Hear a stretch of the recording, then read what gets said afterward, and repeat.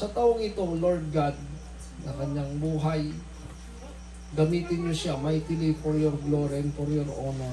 Na sa kanyang taon, murang taon, Lord God, mahayag ang mga mahimalang bagay sa buhay niya dahil ikaw, O Diyos, ang patuloy na gagawa at kikilos. Maluwalhati at maparangalan sa buhay ng aking kapatid. 10, O Diyos, ng kanyang buong pamilya. At kami rin, Lord God, ay patuloy nakikigalak at nakikipagdiwang, O Diyos, sa araw nito ng kanyang kaarawan.